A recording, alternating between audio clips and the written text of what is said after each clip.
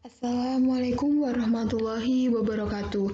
Di sini kami akan mempresentasikan terkait dengan beberapa isu dalam analisis perbandingan laporan keuangan.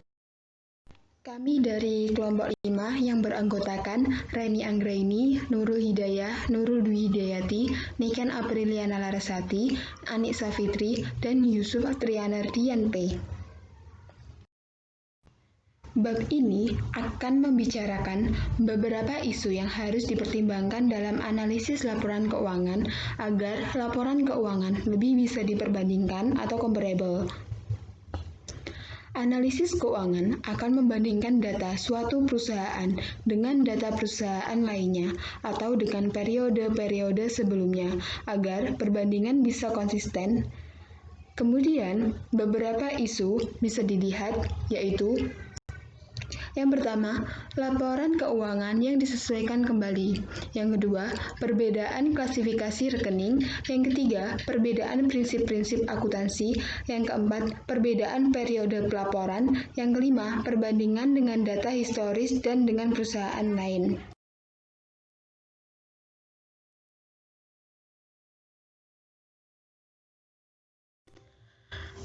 Ada beberapa situasi di mana perusahaan diharuskan menyesuaikan kembali laporan keuangan periode yang lalu, yaitu yang A. Discontinue operation. Jika perusahaan pada periode sekarang memutuskan untuk menghentikan lini bisnis tertentu, maka pendapatan dan biaya yang berkaitan dengan lini bisnis tersebut dan laba atau rugi yang diharapkan yang disebabkan pelepasan lini bisnis tersebut akan diklasifikasikan dalam item operasi yang dihentikan atau discontinue operation dalam laporan laba rugi.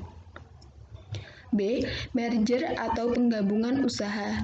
Jika perusahaan bergabung dengan perusahaan lain dalam transaksi yang masuk pada kategori pooling of interest, maka laporan keuangan yang lama atau periode lalu harus menyesuaikan laporan keuangan yang baru, seperti kalau kedua perusahaan tersebut bergabung sejak dulu.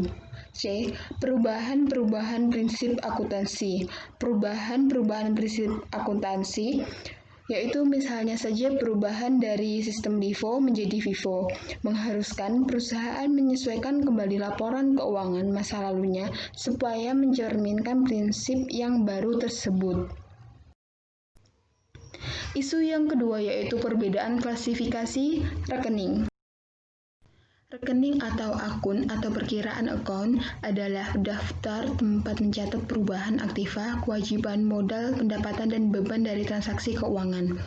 Rekening memberikan informasi tentang operasional perusahaan setiap hari, sehingga dapat diketahui besarnya perubahan aktiva, kewajiban, modal, pendapatan, dan beban. Pada dasarnya, rekening diklasifikasikan menjadi dua, yaitu rekening real atau neraca dan rekening nominal atau laba rugi. Yang pertama, klasifikasi rekening atau perkiraan neraca.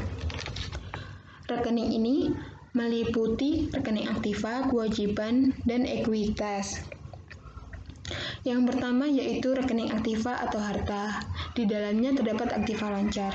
Contohnya itu kas dan bank. Kemudian ada investasi jangka panjang.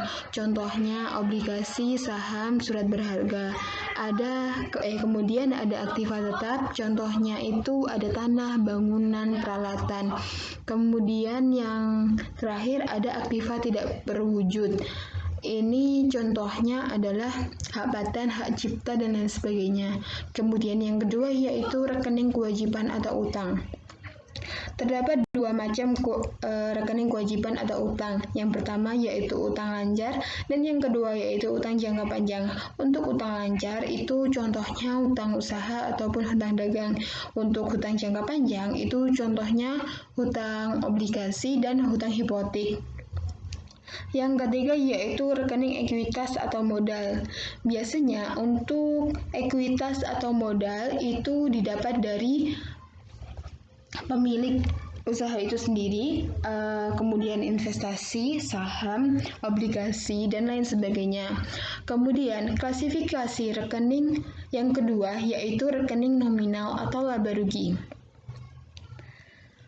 Rekening ini meliputi rekening pendapatan dan rekening beban. Yang pertama yaitu rekening pendapatan. di dalamnya ada dua macam, yaitu ada pendapatan operasional dan pendapatan non-operasional.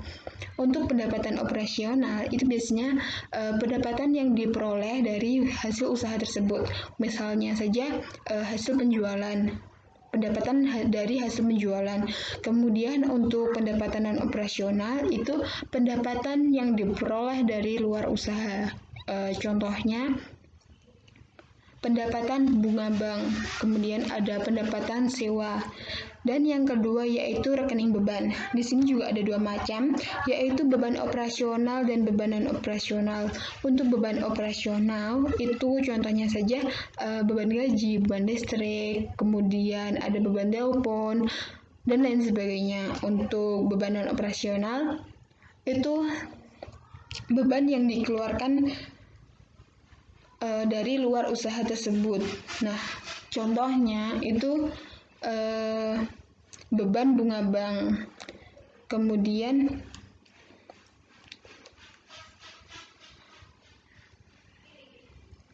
beberapa perusahaan melakukan klasifikasi rekening yang berbeda satu sama lain. Misal, suatu perusahaan melaporkan biaya depresi dan amortisasi secara terpisah. Perusahaan lain mengalokasikan biaya tersebut ke harga pokok penjualan. Penyesuaian perlu dilakukan agar perbandingan menjadi lebih konsisten. Jika tidak ada informasi yang cukup, analis perlu memberi catatan. Isu yang ketiga yaitu perbedaan prinsip-prinsip akuntansi. Sumber lain yang menyebabkan data bisa berbeda satu sama lain adalah penggunaan prinsip-prinsip akuntansi yang berbeda.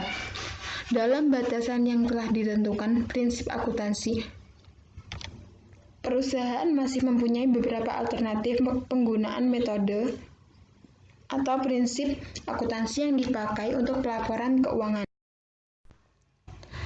Beberapa alternatif prinsip akuntansi adalah yang pertama, pengakuan pendapatan kontrak jangka panjang.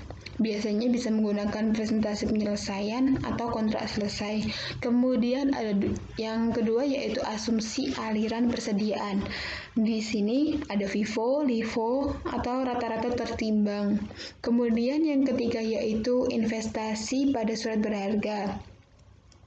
Ada historical cost dan lower cost or market equity untuk menghitungnya. Kemudian yang keempat depresiasi. Dengan cara ada garis lurus, declining balance, kemudian sum of the year digit. Dan yang kelima itu ada operating list dan capital list. Dan yang terakhir, yang keenam yaitu akuisisi. Dengan cara pembelian ataupun pooling of interest. Pertanyaan yang muncul adalah, apakah analis akan melakukan penyesuaian dalam perbandingan data, ataukah tidak ada penyesuaian dan perbedaan tadi akan dibahas dalam tahap interpretasi data? Apabila ada informasi yang cukup sehingga penyesuaian bisa dilakukan tanpa membuat asumsi yang tidak realistis, maka penyesuaian bisa dilakukan. Tetapi, apabila tidak ada informasi yang cukup, barangkali tidak perlu dilakukan penyesuaian dan perbedaan tadi akan dibicarakan dalam tahap interpretasi. Isu yang keempat yaitu perbedaan penanggalan laporan keuangan. Meskipun kebanyakan laporan keuangan menggunakan Desember pada akhir periode, tetapi ada beberapa perusahaan yang menggunakan penanggalan akhir periode bulan yang lain. Pilihan semacam ini semakin populer apabila perusahaan ingin menyesuaikan laporan keuangan dengan siklus musiman bisnis. Musiman biasanya tidak harus sesuai dengan penanggalan akhir periode. Perlakuan terhadap perbedaan penanggalan tergantung pada dua hal berikut ini, yaitu yang pertama lamanya perbedaan waktu, yang kedua yaitu muncul tidaknya kejadian pada periode perbedaan waktu tersebut yang bisa membuat perbandingan dua perusahaan tersebut tidak konsisten. Apabila selisih penanggalan akhir sama atau kurang dari 3 bulan, penyesuaian tidak perlu dilakukan. Dua perusahaan dengan penanggalan akhir 31 Desember dan 31 Maret barangkali tidak memerlukan penyesuaian. Misalkan, perusahaan kedua yang bertanggal 31 Maret mengalami musibah kebakaran atau pemogokan, maka barangkali perlu dilakukan penyesuaian apabila analis ingin membandingkan dengan perusahaan pertama. Pengaruh musiman saja tidak perlu mendorong penyesuaian karena pengaruh musiman sudah tercakup dalam periode 1 tahun. Kemudian, isu yang kelima, perbandingan dengan data historis dan dengan perusahaan lain. Rasio-rasio atau data-data keuangan yang telah dihitung untuk suatu perusahaan bisa dibandingkan dengan data masa lalu dan juga dengan data keuangan perusahaan lain agar diperoleh interpretasi yang lebih baik. Perbandingan yang pertama yaitu dibandingkan dengan data masa lalu atau time series. Apabila analis melakukan perbandingan data keuangan dengan data-data masa lalu, maka ia akan melakukan analisis time series. Dengan analisis time series, ia bisa melihat pengaruh variabel-variabel seperti variabel makroekonomi, variabel industri, dan variabel mikro perusahaan terhadap data-data keuangan dan sekaligus melihat pola-pola tertentu dari data keuangan yang dipunyai. Dalam analisis semacam itu, analis harus memperhatikan faktor-faktor yang akan berpengaruh besar terhadap perilaku data dan bisa menjadi dasar interpretasi keuangan perusahaan. Contoh faktor-faktor tersebut adalah A. Perubahan lini produk yang signifikan, misal melalui akuisisi atau penjualan anak perusahaan. Kejadian semacam ini tentu akan mempengaruhi tren data keuangan dan akan mempengaruhi analisis perbandingan dengan data masa lalu atau analisis time series. B. Perubahan prinsip dan metode akuntansi. Perubahan ini akan mempengaruhi data time series. C. Seorang analis harus memperhatikan presentase kenaikan atau penurunan suatu data keuangan. Yang kedua, yaitu dibandingkan dengan data perusahaan lain atau cross-section. Masalah lain dalam perbandingan dengan periode lalu adalah data periode masa lalu barangkali berada pada tingkat yang tidak memuaskan.